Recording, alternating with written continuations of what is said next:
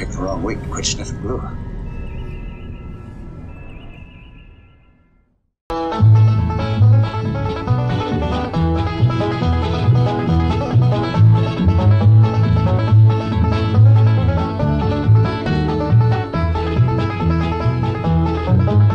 Well, hello folks, how you doing? It's 2024, it's a new year. It's a new year and a time to get back to building some models. Now, people who know me know I'm not a car guy. Lou, you don't build a lot of cars. No, that's for sure. I don't build a lot of cars. I will build the odd car here and there. I like TV cars. I like movie cars. Things that have more, I don't want to, pop cultural importance than, say, your common run-of-the-mill Pontiac GTO. I'm going to build, if I'm going to build something, it's going to have something, it's going to have something behind it. Which brings me to this week's build. Now, this week's build is one of those clever, sneaky things. I call it sneaky. I know it's just good business sense. But it's one of those round 2 kits. Round 2 has been known in the past for doing a lot of really great kits and a lot of licensed kits. And, you know, what are you going to do with those molds sometimes? The tooling. Tooling is expensive. You want to get the most out of it. What do you do when the tooling expense, or shall I say, what do you do when you've licensed a project and then the license runs out? Do you just sit on that tooling? Do you just sit on it? No. You try to repurpose it. Round 2 did this once before with the C-57D, the flying saucer from Forbidden Planet. They made a 12-inch version of it, and then, you know, the license elapsed, and what do you know, it comes back out as a mystery UFO kit. It's the same kit, different decals. You could still get your C-57D fix if that's what you want. Now, there's another kit that I just became aware of. Like I said, I'm not a car guy, but I just became aware of this late last year, and I thought it was a neat idea. And it's this kit here. It's Granny's Hot Rod. Now, what would you say when you think of Lou Dalmaso and Aztek dummy and building starships? The two things you don't think of are Granny and a hot rod. I don't do it. But Granny's Hot Rod kit started its life as the Beverly Hillbillies model kit. It was a way to get not just one but 2 models out of the same tooling. As much as I can recall, I watched Beverly Hillbillies as a kid. I really liked the Jim Varney movie that was done. I thought he did an excellent job in that. Probably the best use of Dietrich Bader that I ever saw was playing Jethro in that. But this was an original kit. This was a reissue. I think there was a standalone AMT version of just the jalopy, as they're calling it. But there was also an episode in doing my research that where Jethro had taken the if I'm reading this correctly, he took the family jalopy and had a hot rod made into it, and I think that's where Granny's Hot Rod came from. But I say all of that to say this. This kit has been re-released as Granny's Hot Rod. It still has all of the parts that came with it to make it the Beverly Hillbillies car. And you will see that outside of this panel where they show, you know, the moonshine jugs and the bench, and this panel here where they show the family jalopy, what they're calling the family, see if I get that on camera, what they're calling the family jalopy version of it, there is absolutely there is no mention of the words Beverly or Hillbilly anywhere on this box. And I think that is, you know, a neat way around it, but it is still the tooling. And if you want to make the Beverly Hillbillies car, you still can. Now, the Beverly Hillbillies car, the truck, looks something like that. This is the best, or one of the best references I've found. This is by Heritage Auctions. I guess it might have gone up for auction. It is rife with possibilities. It is also one of those cars, or one of those movie properties, or one of those TV props that is almost nigh on impossible to get a definitive version of. It's not like the 11-foot Enterprise where there's just the one. It appeared many times. It had many set dressings on it. There are a few common elements to it, but it's one of those things where you find a reference that you like and you build to that reference. You're never going to make an all-inclusive everything version of the jalopy, we will call it. So that's my project for this month, or for this week, or week or two. As I said, I'm slowing down, so I may spend a couple of weeks on this. I've enlisted Jeff Fink to help me. He has 3D designed some additional parts because there's a bare minimum of paraphernalia, shall we say, to go on the back bed. They did a bare minimum of stuff to sell the idea that this is the hillbilly jalopy, but you can always add more. You can add tons of little schmata around it to fill in the blank spaces, and that's what we're doing. Also going to be doing a lot of rusting techniques on this, a lot of chip paint techniques. I think that's going to be fun, and we're going to get right down to it now. Unlike other models, well, let's go and meet the parts. Now, I will tell you, there are parts in this that I will not be using because, like I said, this model is engineered to make two different versions of the same thing. So there's going to be a lot of duplicate parts that we're not going to be needing, like all of the hot rod parts we're not going to be needing. So first job is going to be separating out the parts that we will need from the parts that we won't need. So let's go ahead and do that. Look at this. This is a table full of parts. Now, I will tell you, as I said, many of these I will not be needing. Prime example is these nice rubber tires, which wouldn't be appropriate. These are the drag, the racer cars. Now, MPC / round 2 / AMT. Wonderful thing that they've taken to doing is putting all of their parts of this diagram on the bottom of the box, so you really have something to match up your kit to make sure that you've got everything that you need. Because particularly some of the wooden parts are kind of tough to distinguish from the runners or the rest of the sprue. So it's nice to have them listed. Now, notably, I can't think of too many of any of the chrome pieces I will be needing. I will be needing the horn and maybe some of the suspension in here. I don't think I'll need any of the engine parts. There's a hurricane lamp here I can use. I need to see the front grille. I think we have two different versions of the front grille. I think I'll have to go through the instructions. Yeah, it looks like that's the front grille that I want to use, and not this one. But I think I need to use that frame. So yeah, we're gonna be pulling some parts off of here. The headlights, maybe parts like that. Won't be needing the big the rims, or any of the exhaust pipes, that sort of stuff. So I'm gonna go through this, and I'm gonna snip off the parts that I need, and get rid of that which I don't need, that which will be a distraction. And we'll get started. Now, I'm not going to be building this. I'm not going to be priming this before I start to build. I want to go ahead and build, and then maybe prime after I get some sub-assemblies going.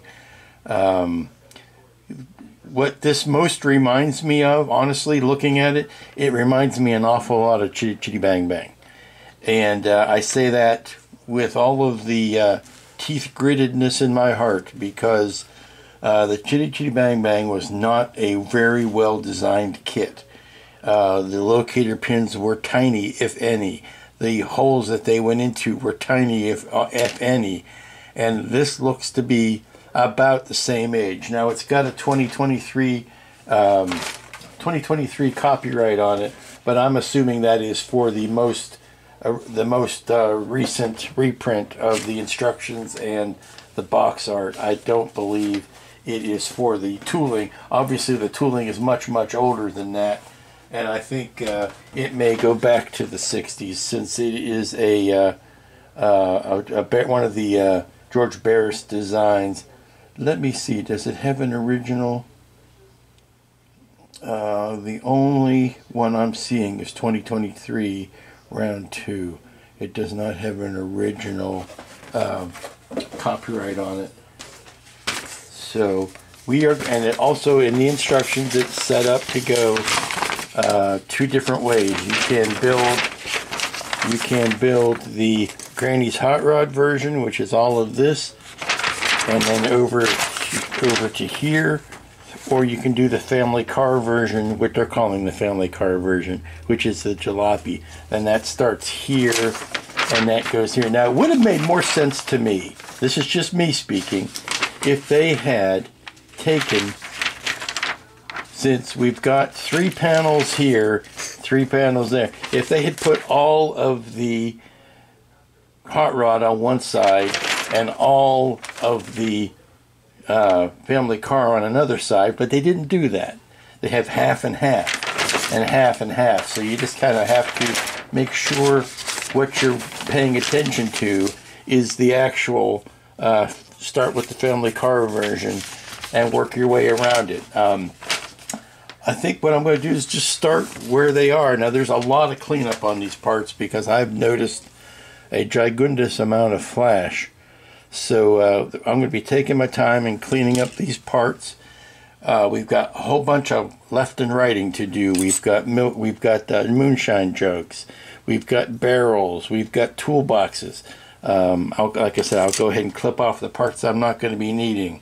Lots of little junky parts to add. So I think maybe to cut down on some of all of this extraneousness, I just need to start working. I've got my MEK, which is my solvent of choice when it comes to working with styrene. Got the MEK, and I've got some files, and I've got the Dremel out for the big sanding stuff. But we're going to, I've got my clamps so that I can, some of these smaller parts I can clamp those together, and for the bigger parts I've got the big plastic clamps. So I think I've got everything that I need to get started. So come and listen to a story about a man named Lou who was trying to build a model, and we'll see, and use a lot of glue. There, I made my rhyme. Here's a fascinating detail I've just discovered. And any of you who've built this kit, you might already know where I'm going.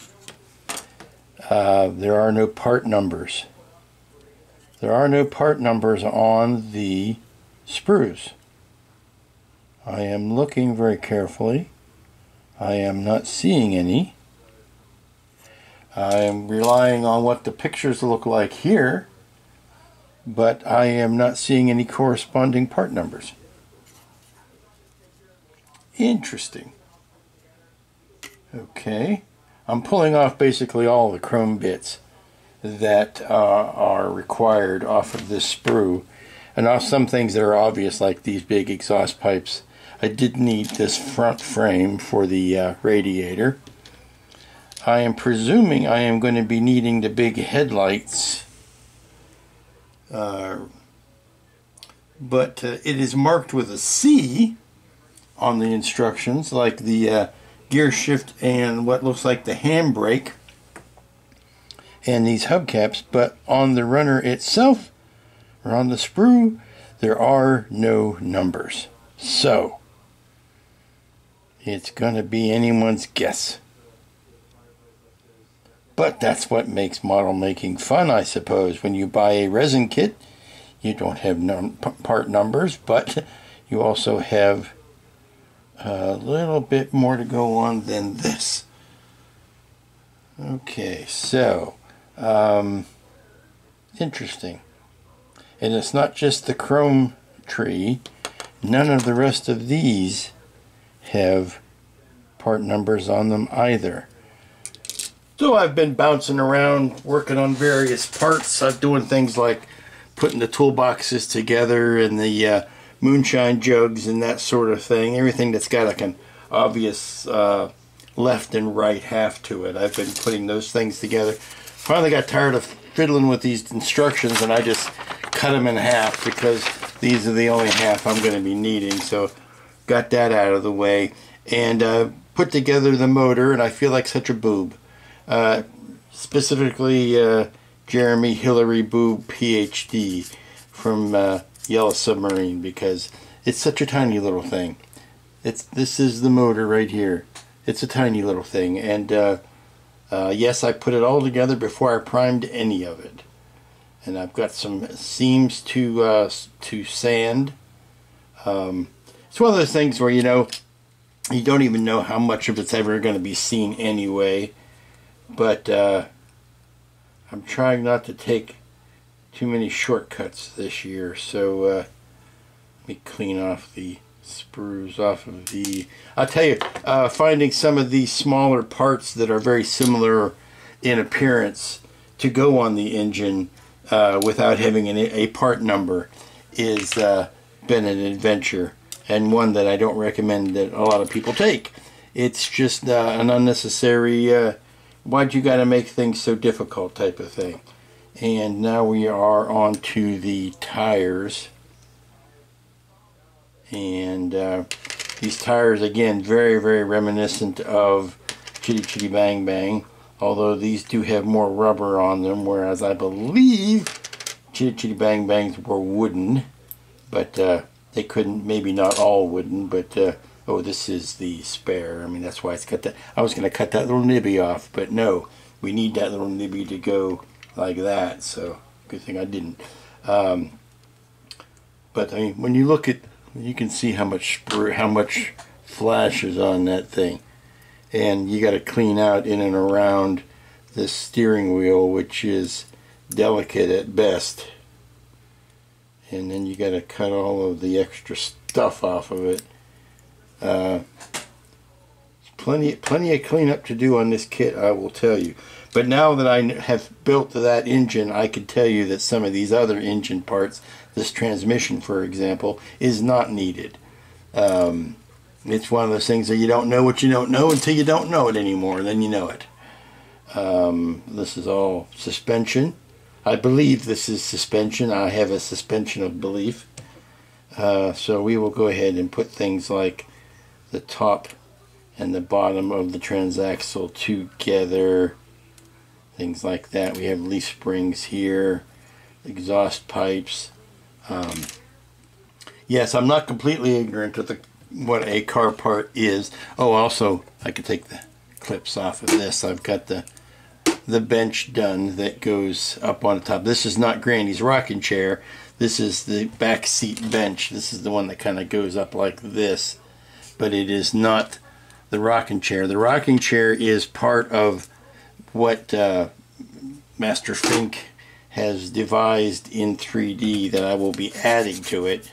But before I can do that, I need to resurrect my printer, because it has been months it has been sitting inactive with a vat full of resin in it. So I need to not only stir up that resin, but I've got to clean up the fat and all kinds of stuff to get that ready for printing again. This is the frame, obviously, and this will go something like that. Gas tank back here, suspension goes underneath that. So yeah, I mean, we're getting the pile of parts kind of winnowed down to the actual ones that I'm needing. And yeah, let's see, right next thing is all of the suspension, so we'll take care of that next. And I am back from lunch. It was the first Bojangles of the year. Nice to start off the year with a good chicken lunch and a sweet tea. Working on the undercarriage now, the suspension. I'm going to do all of this as maybe one chunk, and then paint it all as one chunk. But it's still not very hospitable outside as far as, I mean, the sun is out, but it's still way too cold to do any big priming. So I may have to do it inside here with just some Tamiya gray paint and not actual rattle can primer. So I'm working on just this last bit here, get the drivetrain in, get the front end in. Again, it would be awfully helpful to have part numbers, but we'll rough it. Okay, because I want to save some building for tomorrow, I am going to let the chassis, I've got the engine in, I've got the suspension in, such that it is. I'm missing a steering linkage. I'm missing a piece for the steering linkage. I don't know, I mean, I have to wait till I've used up everything else, but I'm trying to account for it. I don't see it anywhere else in any of the other literature. I've checked the chrome just to see whether or not it was mislabeled as not being a chrome piece, but I'm not seeing that. They were pretty careful on the other pieces to label what was chrome and what isn't. It's a piece that goes from the steering linkage to here, but you know, if I don't find it, I'm not gonna lose sleep over it. It's not as wildly inaccurate as the rest of the kit is. I'm sure that's no big deal.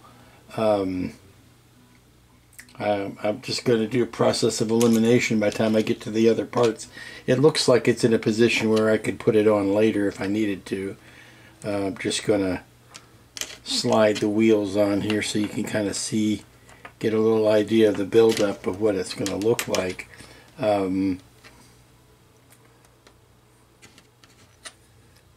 Yeah, it's going to be tough until we put the hubcaps on for it to sit normally here. But there you go, there's that, and then I should have put that piece on first maybe. There you go. And then this goes on top of that, and the wheels on the truck go round and round, and they all fall off because it's a jalopy and because I don't have the hubcaps holding them on. But there you go, something like that, something like that. The spare goes like that. The bed is going to fit something like that. Actually, we're missing this piece first, and then the bed goes on top of that. Good morning, everybody. It's Thursday. It's the gateway to the weekend, and we are still working on the Beverly Hillbillies Jalopy / Granny's Hot Rod. And I have to tell you that we're almost to the point where I'm just going to give up and start guessing where these things go, and not getting too hung up about the accuracy of it, to be honest, because and I like to poke fun at Round 2's instructions. I like to because they are so easy. They are such an easy target. I am looking at what they call the family car version. Still trying to figure out where that steering linkage part goes that I haven't been able to find. And I wanted you to see something. How many part 11s do you think a kit should have? If you answer more than one, you're in the wrong business, because a kit should only have one part 11. Here we have 11 here. We've got an 11 here, and on the other side there's an 11 here. So we've got 3 part 11s. And if you don't think that's strange, I don't know what you would think is strange. We've got a steering wheel drive shaft. This goes up to the steering wheel and back, and it just kind of stops. It kind of goes in here and hits the back of that wall and just kind of stops. And another thing about this kit that I've noticed is the tooling on this doesn't quite match up. I don't know why or what, however, but everything that is supposed to be a round shaft has got this kind of seam going up and down both sides of it, where the two tools didn't quite meet. It could be something to do with the age of the tooling. It could be any number of things, but it makes for a lot more work than you need to do. And the last thing I will say, and this is something that's in the design of the kit that I'm not horribly wild about, but hey, that's what it is. You know how you always complain about, oh, Well, you know, you're going to do all this work on the engine, and then you're going to close it up, and you're never going to see it again, so why bother? Here's the thing about this jalopy. There are no sides here. When you put the cab on it, see it's starting to close up. When you put this on it, that's only as far down as it goes, and those sides are wide open. So yes, you will see engine through both of those sides, and so it does make sense to go ahead and paint that. Now we've got a radiator that is smack up against that fan belt, or the fan blade. You would never be able to turn the fan blade. This is a bit of sprue here. Don't mess with, don't mind that. One of the few chrome parts that we'll be using on this kit is the front of the radiator there, and I'll probably end up dirtying that down before we get too much further into it. But then by the time you put this hood on, you will end up seeing some of the engine. Now this is the steering wheel, and believe me, I had to sand a lot of the flash off of that steering wheel part. That we're going to. I don't know why this bit of detail is in there. I'll take it as, you know, it's supposed to be there, although I think it's probably for the hot rod version and not for the jalopy version. I am 3D printing. I resurrected the 3D printer yesterday. I cleaned it all out, started it up, reminded it of its purpose in life, and started printing some stuff for the side. This is the stuff that Jeffrey has designed, and this is stuff that's going in the back. We've got a bed frame, we've got ladders, and I'll be doing another couple of ladders, and that'll just go on the side like that, dress it up. This is the finished bench. This is where my fun will come in. Is see a nice barrel here, and sharpening stone, things like that. And I'm printing more now. You probably hear it in the background, of stuff to go in here to kind of fill in. I've got some apple crates, I've got an ironing board, I've got the rocking chair for Granny at the top. When this all goes together, it will sit something like that, and then the bench sits here, and then you really start getting into what we recognize as the hillbilly wagon. And then there's a crate back here that the rocking chair sits up on, because the rocking chair should be a little bit higher than that bench. And then we'll start playing with, you know, like sacks of flour, and I might, you know, make some sort of throw rug or comforter or whatever. But then we have like wash basins that will strap to the side, and the moonshine jugs and things like that. So we've got, I might shorten the legs on that a little bit, so that sits down a little bit further. I think the height of the back is okay, but I think it needs to give some room so that we have room for, I'm going to call her Aunt Edna, for Granny to sit up there.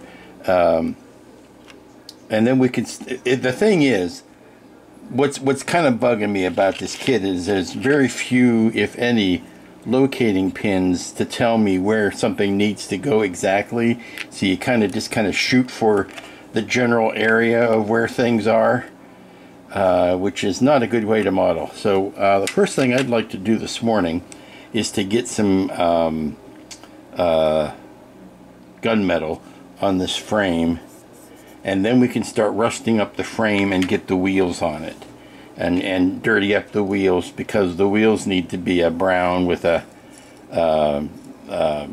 flat black tire.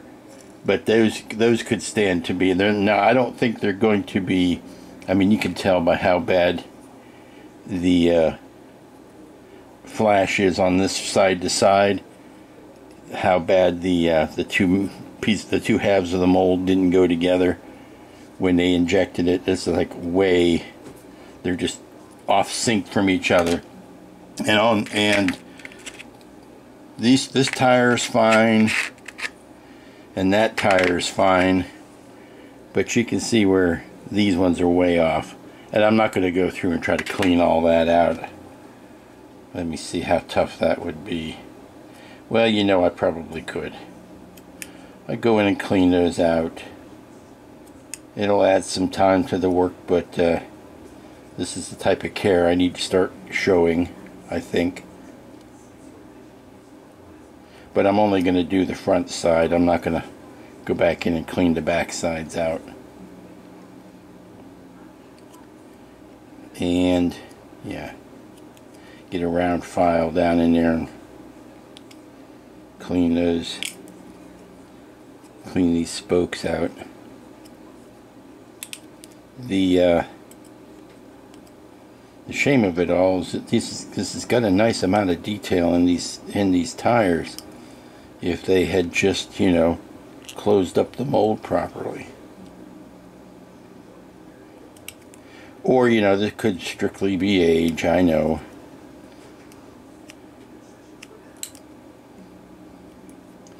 But they're not, it's not a case where they're inside and outside spokes. These are single spokes. They're just a whole lot of mold lines. Which is odd because it's not affecting the outside edge of the tire. Those, for some reason, those are molded just fine. It's just where the spokes are. So we'll get these cleaned out.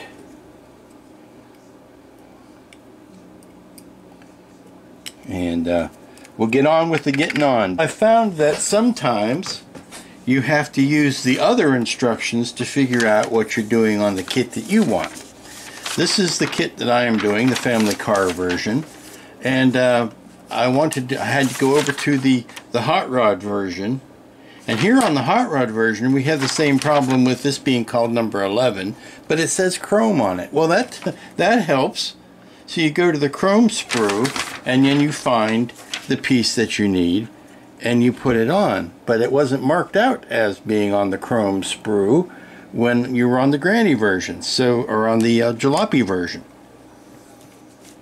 So, you know, sometimes you got to check the other thing to see how they do it. And make your best determination by rounding off from both sides. Now you see here we have the sides of the bonnet. We don't have those sides of the bonnet for the jalopy version, and I don't want to use those sides of the bonnet because they've got the holes cut in them for the exhaust. So going back to whatever references I can find, I'm just going to have to make myself happy with the fact that those sides of the engine cowling are open. As much as I think that's kind of strange, maybe that's how it was. And I've got, starting to piece some of these things together. Starting to come together. Now this bumper, again, I'm just guessing where it goes because there are no locator pins or any sort of slotting that tells me. I'm just seeing how it looks in the picture and kind of going from there. If we put this on here and then like that, we still, those open sides bug me, but not much I can do about them at this point. I've got the base, I've got this piece here, the suspension and the frame, to the point where I'm ready to put the ready to paint these. And some of this stuff you can't really do until it has to go down in a certain order. But that's, you know, that's the nature of bottle building. Sometimes you have to put things together in order. Okay, so I've just had some fun here going around the various parts of the car, massing in the colors, some very unappetizing colors, starting with the gunmetal on the frame, and then going in with some rust colors and some browns, some deep browns to start the pre-shading on a lot of the wooden parts, and then coming back with a little bit of the German gray. Look how rusty that part is. But when you put these parts up next to it, you start to see how everything is starting to look. The bottom of this thing is going to be a symphony of rust. You wouldn't expect anything any different. But the trick is to, or the trap you don't want to fall into, is that you don't make it so dirty and so despicable looking that your tire doesn't stick out from the wheel well. So we're doing a little bit of this, trying to go a little bit easy. I might, once it's all together, do some washes, but for the base colors, I think we're good. And again, playing with the woods on the things like the bench and the other wooden accoutrements.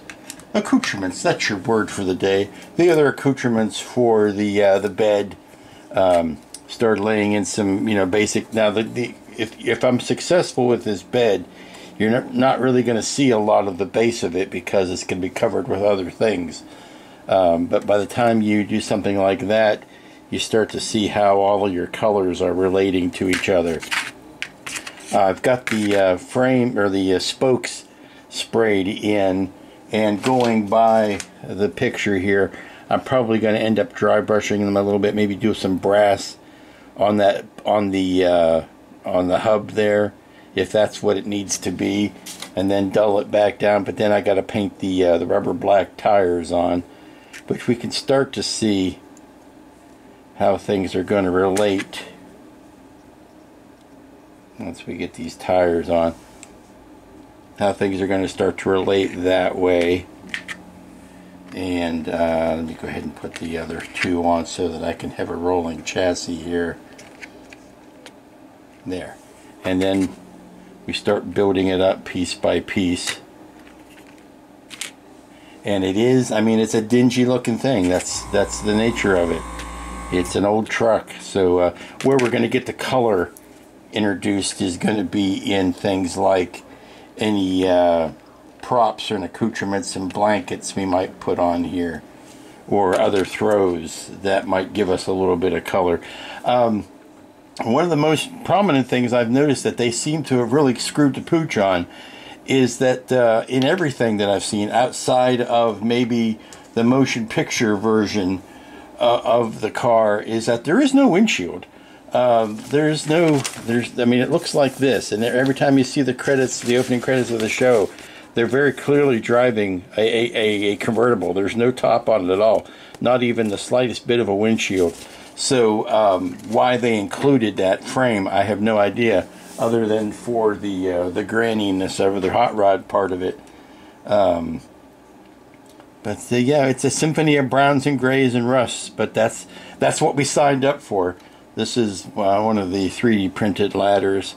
I think it's going to go nice on that. And again, we're starting. Here's the bonnet on here. First I rusted it, and then I sprayed it back a little bit gray. Still has some gunmetal peeking out underneath, but it's got a little bit of a metallic shine, but it's mostly the gray and the rust. If it sits something like that. Okay, it's time for another round of my favorite game, Conflicting References. And here we have the reference I was talking about, no windshield. Although it looks like there could be a little peg for one to go in.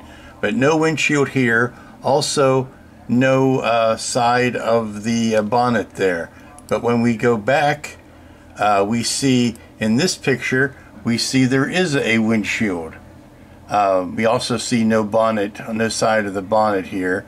Let's go back to another reference. Now, some of these are from the movie, and some of these are from the TV series. So I'm trying to keep to the TV series. Again, from the movie, it's got a window frame. From the front poster for the movie, it's got no window frame, and that's more likely because the windshield would be in the way of the actors in the promotional image. So if we go back to, let me see, this is one of the references that I'm using that has no windshield. Let's see, we go, this is not an accurate reference. Let's go to this one. Again, this is the actual actress, so from the TV series. In color, which is helpful. All kinds of stuff loaded up on the side. We see the barrels here. We see no windshield. This piece looks like a drying rack of some sort. I'm gonna try to work on something like that because it does show up a lot. Just a gray, rusted out body, no color to it. This is from a museum recreation. I don't think this was. I don't know the provenance of this, but you can see more of the same now. This picture here kind of threw me because it showed the back fender not being attached to the running board, where it clearly is attached to the running board.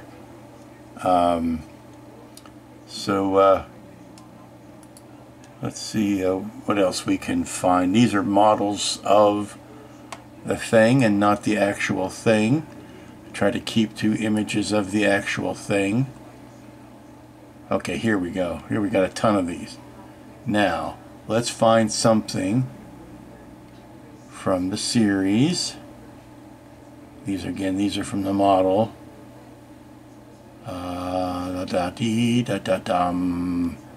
Keep coming back to this one. This is from the movie. This isn't from the TV show. Let's see. Let's go original. I've seen this show up numerous times. This pattern. This one with the pattern on the couch. This is a model made of somebody's build-up of the model. But you can see again how rusted out everything is. Let's see. Let's keep going here. Probably the best color reference. I think we've gone to this one before. But the way I'm going to build it is no windshield. And of course we'll be having this ropes and these barrels and that kind of stuff. And we're going to just load the back side down. Oh, here was something that I wanted to show. And that is how the rocking chair relates to the couch, and how that relates to the tub. The bench, or the seat of the bench, should be equal to the back of the main tub, and the seat of the rocking chair should be equal to the back of the main bench. Something here I need to figure out is I need to come up with some either 3D print or go out and find some sticks like I did last time, but I'm going to need some regular little logs to fill in. There's also a big milk jug here that might be nice to see if we can locate. Go ahead and say it. I'm not afraid. Finishing up the work that I've done today, I got to tell you, I believe this bench is too big. I believe the bench is not only too wide, but it's too tall and sits up too high. The legs I can cut off easy enough. I can make it lower. It should only come to the top of the thing here. Where I'm running into trouble is across the top here. I think I'm going to have to take the Sonic Saber and just slice that across the top and move that top rail down, because there's no way I can get the rocking chair up that high. I'm making other apple boxes to sit up on there, but I think that is just too tall. I think if we cut that off, maybe, I don't got a pencil here, maybe about to the height of that, the height of the top of the arm. Just knock it off there. I think the depth of it is okay. That may be the one thing that's acceptable, but it's just too tall. We need to do some pruning on those branches. The tires are all painted. I'll need to weather those up a little bit. Obviously, I need to weather up the black or the rubber black and the rim. But the stuff that I've been printing today, the apple boxes and whatnot, that's starting to yield some results, and we can start peppering those around. I think it also is, it's a little too wide too. I'm thinking I can maybe take a couple of spurs out of the center of that and just move it in and shrink it down without having to scrap the whole thing. Good morning, folks. Welcome back. It's Friday. It's the last work day of the week. Last work day of the week on the jalopy, the Clampett mobile. I've been and trust me, I have been getting my clampets out. So if something doesn't want to stay in the right place when you glue it, you have to clamp it. That's your clamp it pun fill for the day. So I'm starting to put some things together. I've pulled out of the printer what has successfully printed.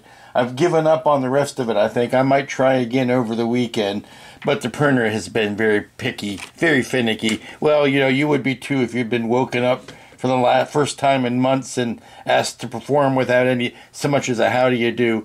But I got all these great crates. These are great crates. These are apple crates that Jeffrey Fink has provided for me, and I just sized them up and down, and I printed off a bunch of different ones at different sizes and shapes. And we got this nice bed frame that he's also provided. Great rocking chair. I finally got a rocking chair. I must have tried this like 5 times before I finally got a suitable rocking chair. And this rocking chair, which is in a much better scale, if you look at the bench seat from the car, that rocking chair is a much better representation.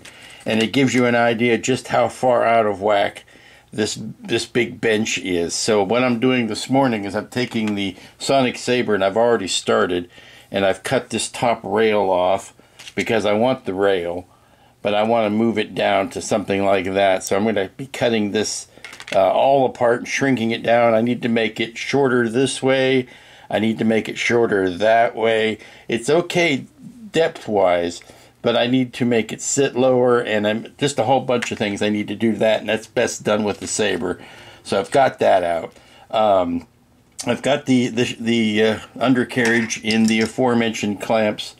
I can go ahead and take some of those off because it's been a while. I'm going to touch this paint back up where I've had to splash some glue on there to get it to work, and I can start putting the body areas down, and more importantly, getting the truck bed in, because that bed is going to tell me, I go ahead and take these clamps off, that bed is going to tell me all the answers I need to have about the height of the aforementioned. Let's see, I can go ahead and glue that down if I wanted to. That goes there and there. And I can get my height of the bench, and then from there I can get the height. Sorry, get up in camera. I gotta knock the height of the bench down, and that'll give me the height of the box, or the apple box, that I need to put the rocking chair on. The rocking chair will sit something like this on top of one of these, with the rocking chair on top of it, so that when I have the bench in front of it, it will give me the right height for Granny's rocker. And then I can kind of fill in other areas of the truck with the other accoutrements that I've been printing up, ladders and bed frames and things like that. And that's if I can get a lot of that kind of situated today, then that'll give me marching orders to go on into next week to finish this. I can go ahead and put the tires on. They're not going to be, I'm not going to make them turnable, because the only way to do that would be to maybe just to glue on the hubcap, and really I don't want to do. I can live with them not being mobile. I can live with them just fine being stuck, frozen in one position. So I'll go ahead and put the wheels on, but I want to make sure that the wheel wells and everything else around them have been suitably painted and rusted up. But that's, see, the tires just fall off. But that's looking good. So the next step is going to be touching up some of this paint from underneath, and then putting this piece on next. The underside of this also needs a good how do you do, so that I'm done with it.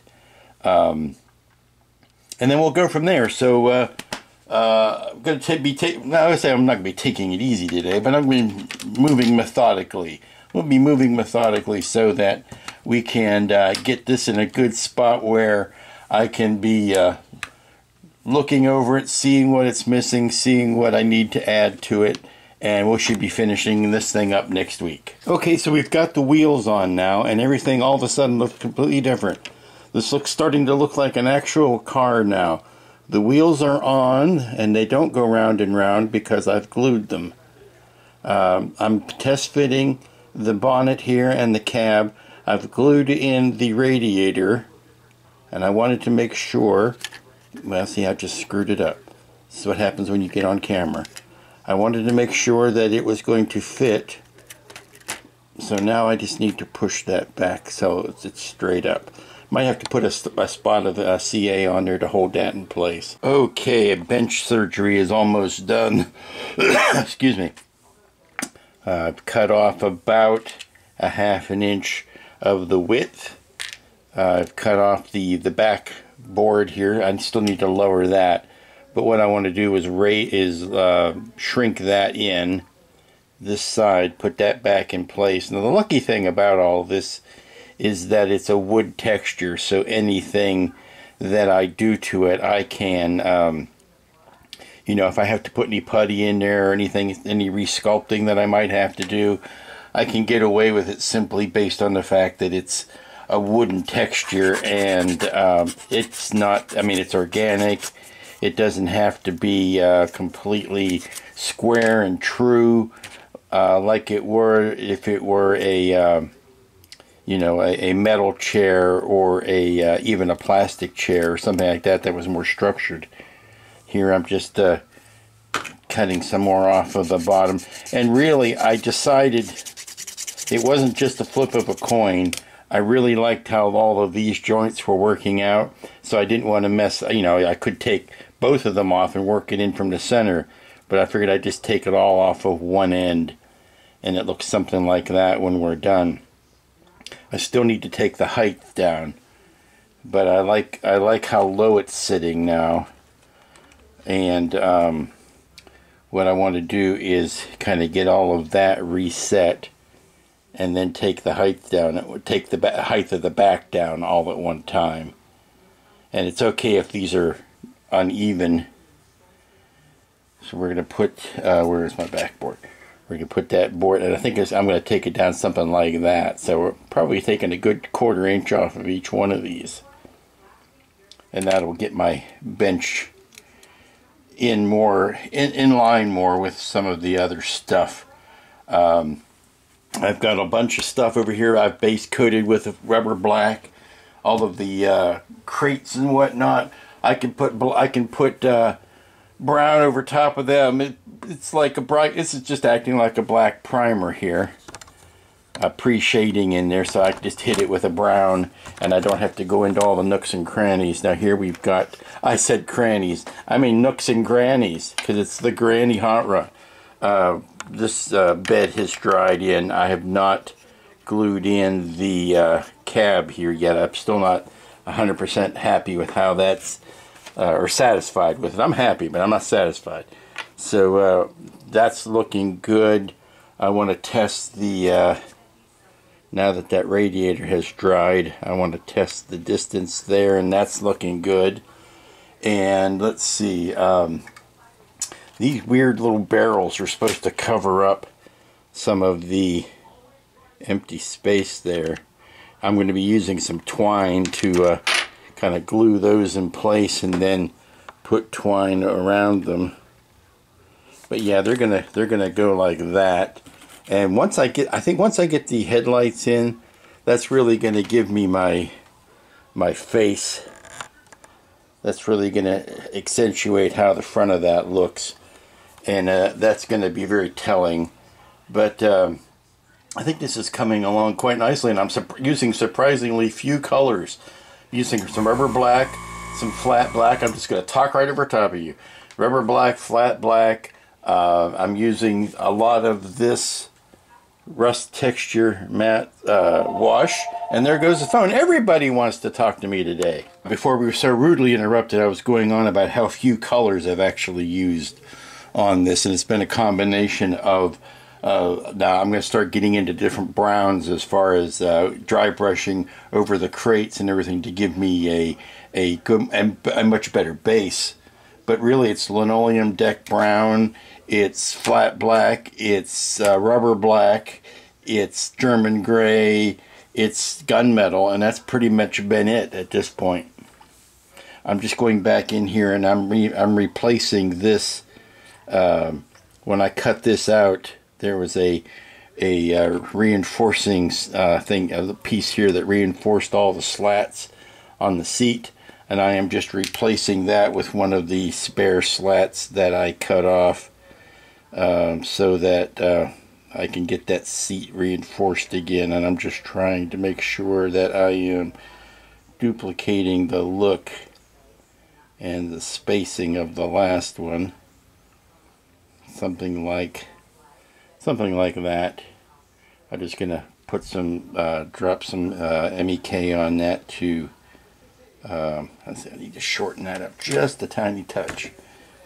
Made it just a little too long, but I can that'll help reinforce the seat.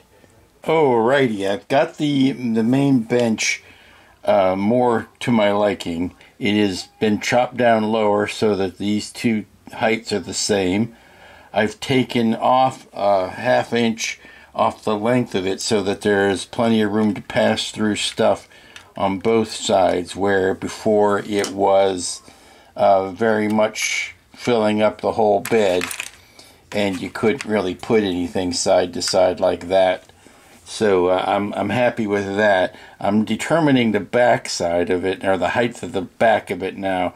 Now I think Granny's chair, the rocking chair, is a little tall at this point, just a little bit. I like the general height of it, but I think it's just a wee bit too tall. So using those as a reference, getting back to this reference, I keep seeing that the top of this bench is lower than the bed or the seat of the rocking chair. So I am thinking that if the seat of the rocking chair, again this is a little high, if the seat of the rocking chair is that high, then this needs to come down maybe to about, where is my cross piece? Here's my cross piece. It needs to come down to about something like that. And I think that's where I'm going to glue everything and mark it from there. And then chop these off. You'll also notice they don't stick up above that cross piece. They actually sit pretty close to the top of the cross piece. So that's what I'm going to be using as my reference. Back from lunch and ready to get into this afternoon's work. Now, I was thinking while I was eating my lunch, because that's when I do my best thinking, that if I wanted to shave down the height of this, I'm going to put these, let's see here, move that thing now. Take these two crates here, and I'm going to mount them like that, put this crate on top of it, and then the rocking chair. Well, excuse me, as I've said, this is a little bit too tall given the amount of space with the bench in front of it. But it isn't if I go ahead and just nip off the bottom. There's 4 slats on all 4 sides of this. If I just nip off that bottom slat, then I can shrink down the height of this box to just exactly what I want it to do. And I think that's going to be the best solution.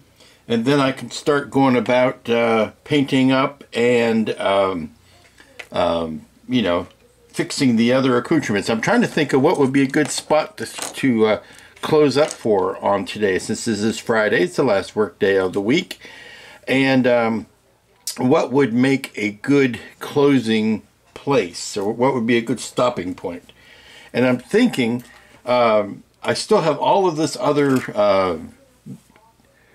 doodahs to put in here, but I think what I'd like to do to get myself to a place where I'm ready to stop is, I think if I can, leave that out, if I can stop with getting the cab put down, getting this put down, and getting the headlights on. I think that's getting the face on it, I think, is the important thing. And then I can spend the rest of the time next week filling up the back bed here. So what I want to do is, first of all, I do want to cut this bottom one off, get my measurements right so that I know that that's going to work before I go any further. So yeah, I'm going to put all this stuff right back on here.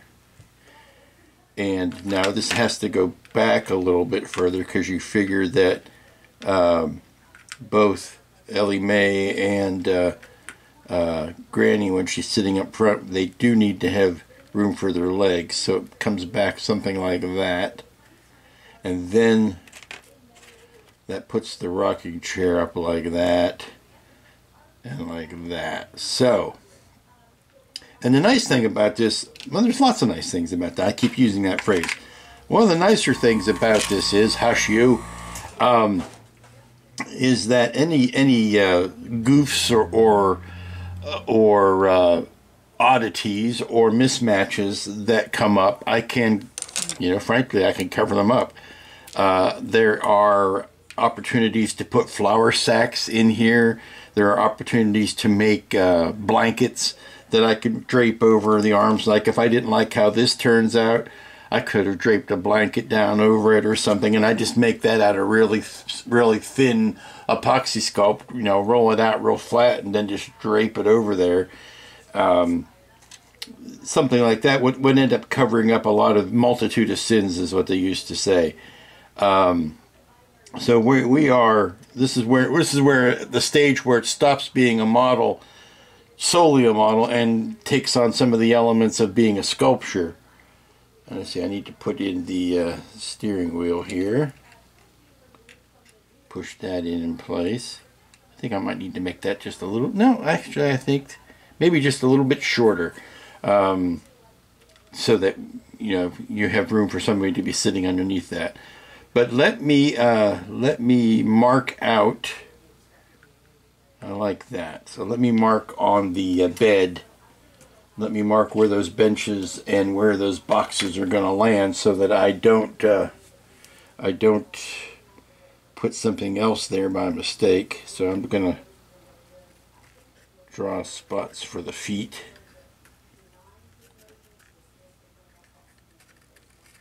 There. Okay, so we've got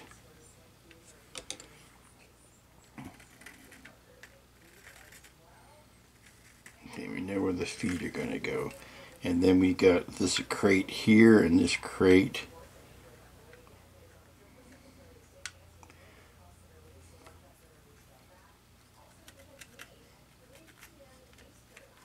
Okay, so what I want to do now is cut the bottom of that off, and we'll finesse that height. Once we get that height correct or happy or where I want it to be, then I will glue all three of these crates together and paint them up as one unit. Flat out love it when a plan comes together. This ended up being exactly the right height. Let me go ahead and lift that up so that you can see, but you'll see the back of the couch is the same height as the seat of the rocking chair, and that's what I was hoping for. Alright, the headlight bar is installed, and I noticed that it's pushing the headlights a little cockeyed, but I have to believe that's intentional. Every picture that I've seen shows kind of like the wonky headlight. One is pointing down, one's kind of cross-eyed, and again, I think that's part of the design. I just need to make sure that they're both more or less facing up. You can see this one's kind of going in at an angle and that one's going straight out. I'm not going to put the clear bits in until way further down the line, when I'm satisfied that I'm done painting anything around that. This is pretty much looking good. I want to say, do I want to touch any more paint on that? I'm always going to want to touch more paint on it, but I think it's looking good for right now. What I'd like to do is get maybe some paint on these crates and get this bench figured out, and then I guess the last thing to do is to fix this chair here, fix the cushion a bit, and then get it slotted down in place like that, and then maybe get the bonnet on it, get the bonnet on it, and then if we get this much done today, let me see if I can do that, and then the rocking chair. This is the stuff that has to be like this. This is the stuff that I want to be set in stone as far as its location. And then everything else that follows, all of the other accoutrements and all the other set dressing, well, it's not, that's true. This spare tire needs to go in here. But all of the rest of this is up for interpretation. But these guys, what I've got here in front of me, is what needs to be set in stone. Now they show these lamps, how do they show the lamps? These hurricane lamps. They show them hanging off each side of the main bench. I don't know if I like that. I might want to hang them down like brake lights or turn signals or something. We're going to leave those off. We're going to leave these jugs off. We're going to leave the these little toolboxes. We're going to leave those off. Everything else is set dressing. But I need to make sure that all of my browns don't look like the same brown. All of my blacks don't look like the same black. You know how that goes. I think I might split some of these popsicle sticks, tongue depressors, craft sticks, whatever you want to call them. I think I might want to split some of those, make them a little bit more uneven, and some of these round Q-tip looking things, I can do something similar with that. Put those on the one side. I've got all manner here. I've got barrels, I've got bed frames. The big bed frame is going to go like this on this side.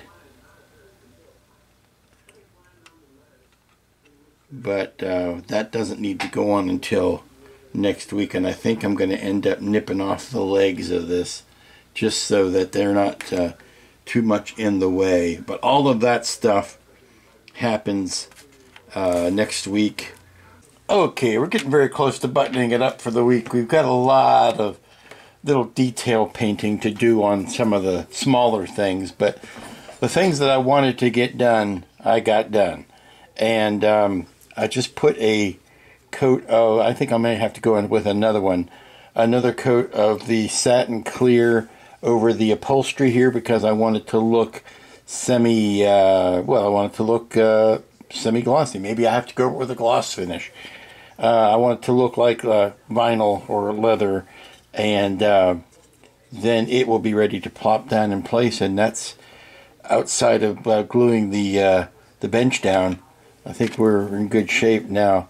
There's our finished bench. I've been dry brushing different wood colors over it, taking the crates, putting a variety of light browns and some grays over top of that, because anybody who has a deck knows that wood grays, when it ages, it bleaches out. It doesn't go to a light brown, it goes to a gray. So that's where I'm going with some of my dry brushing. Yeah, I'm not wild about that. That dried way too flat. So let me get that brush out again, and this time this is what I was using, the satin varnish Vallejo. Don't think that was good enough. I'm gonna have to go with the gloss. And this, folks, is where we're going to leave it for the first week. I think we've made tremendous progress. I think we've got it this far, and certainly we'll have no problem finishing it next week. But one thing that is very apparent from looking at it, and I bet you're shouting it as much as I am, is this thing desperately needs some color. It's fine and dandy when it is the backdrop and your characters, however they're costumed, provide the necessary contrast for your scene. But when you leave it by itself, you can really see where it needs some help. It needs some brightness, it needs some color, and that's all going to come into play in how we dress the rest of this. There are these little barrels that go up here. There is also a nice light tan, and you can see the spare tire has not been glued in. There is also a lighter rope, a twine, that I'm going to be using this twine for it, that is going to go around barrels, and it's going to go around holding stuff in, and that's going to provide some much needed contrast as well. But that is something that's coming next week. I don't know how well you can tell the vinyl seats have a nice gloss to them now. That's looking nice. I have not quite glued down these guys yet. I'm going to hold on to that because I don't know how much of it is going to have to be moved around next week while I am adding stuff to it. But we certainly have opportunities to put flour sacks and, big old sack of sugar, big old sack of flour, that type of stuff, and some throw blankets and stuff to add the color that we desperately need. Right off the bat, there's a toolkit that goes here on both sides, and I can paint that like a red tool cabinet, like a red toolbox, and then bang it up and rust it up. But that'll add some color too. But a good start at it for the week, and I'm looking forward to finishing it up next time. You can see all the stuff that's going on back here. I may not use all of it, but I've got some of it ready. I've got these. I'll nip the ends off of these popsicle sticks, but you can see how I can make stacked lumber with them. I've got these wash tubs here that I can attach to the side, and that'll be fun. There's a lot of stuff to add to it yet. We've got a knife sharpener here. Now, one thing I've noticed is I don't have any axes or knives or rifles or any, old hunting rifles, squirrel rifles and stuff on there. I don't know how much of that stuff I'm going to add because I'd have to go out and find files for it and then print them and all of that. But it's definitely coming into focus. And that's where we're going to leave the first week of the Granny's Hot Rod, wink, wink, nudge, nudge model. If you would like a copy of this kit for yourself, you can go on over to Cult TV Man. I don't get paid for making commercials. That just happens to be where I go to get my kits. Ask for it by name. The Granny's Hot Rod. You will get a model and a half because you'll get plenty of parts that you'll never ever use to build said Granny's Hot Rod, when all you really want to do is, build this thing. Again, there's the only mention of it on the box is right there. So ask for Granny's Hot Rod. The parts are all in here, well, except for the parts that Jeff Fink has designed for me, and I've been 3D printing. But basically, to this point, other than the crates and the rocking chair, everything else is stock in the kit. Remember, you will have to shorten and shrink the back bench. But until next week, when we'll be finishing this up, y'all be good, be safe, be smart, be good to each other. Have a happy New Year if you hadn't been wished that already. And shut up, you. I'm going to go murder a compressor, and you be back next time. Well, now it's time to say goodbye to Jed and all his kids.